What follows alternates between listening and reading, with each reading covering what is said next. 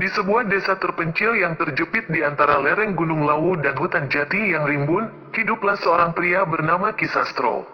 Ia adalah seorang pengrajin gerabah yang dulunya dihormati, namun seiring usia, tenaganya melemah dan pesanan pun menyusut. Kemiskinan mulai menggerogoti gubuknya yang reot. Rasa iri melihat tetangganya, Juragan Karto, yang semakin kaya raya meski hanya berjualan kain, membuat hati Sastro gelap. Ia mendengar desas-desus bahwa Karto memelihara anak asuh yang tak kasat mata. Perjalanan ke hutan larangan. Suatu malam Jumat Kliwon, dengan modal keberanian yang tersisa, Sastro masuk ke dalam hutan larangan. Di sana, di bawah pohon beringin tua yang akarnya menjuntai seperti rambut raksasa, ia bertemu dengan seorang dukun tua bernama Mbah Gondo. "Kau ingin kekayaan tanpa keringat, Sastro?" tanya Mbah Gondo dengan suara serak. Sastro mengangguk mantap. Mbah Gondo kemudian mengeluarkan sebuah periuk tanah liat kecil yang tertutup kain kafan. "Ini bukan jin, bukan pula setan hutan. Ini adalah anak yang gagal menyapa dunia. Jiwa yang terjepit antara bumi dan langit karena ketidaksiapan orang tuanya. Ritual kelahiran kembali." Mbah Gondo menjelaskan asal-usul makhluk yang disebut tuyul ini. Konon, tuyul berasal dari janin yang keguguran atau bayi yang meninggal dalam kandungan sebelum sempat memiliki nama. Roh-roh ini merasa kesepian dan haus akan kasih sayang orang tua yang tak pernah mereka rasakan. Sastro harus melakukan ritual adopsi mistis. Meneteskan darah dari ibu jari ke dalam periuk sebagai tanda ikatan ayah dan anak. Menyediakan kamar khusus yang gelap, lengkap dengan mainan anak-anak, kelereng dan kayu, serta semangkuk susu setiap malam. Membiarkan sang istri menyusui makhluk itu, meski secara fisik hanya terasa dingin dan perih, sebagai bayaran atas ketaatannya.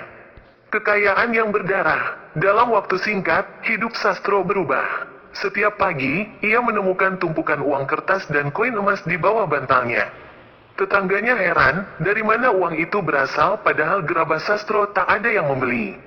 Namun, Sastro mulai menyadari keanehan. Tuyul itu, yang ia panggil si Gundul, sangatlah nakal.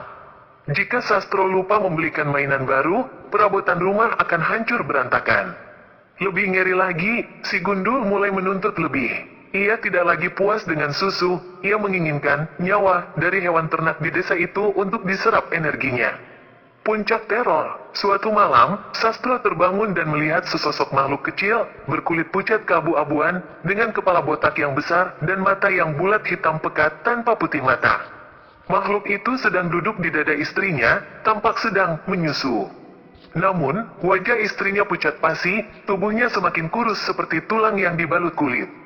Sastro sadar bahwa kekayaan ini hanyalah pinjaman dengan bunga yang mematikan. Roh itu bukan sekadar pencuri uang, tapi pencuri kehidupan. Ia mencoba membuang periuk itu kembali ke hutan larangan. Namun setiap kali ia kembali ke rumah, periuk itu sudah berada di atas meja makannya, ditemani tumpukan uang yang berlumuran darah. Si Gundul tidak ingin pergi, ia telah menganggap Sastro adalah ayah selamanya.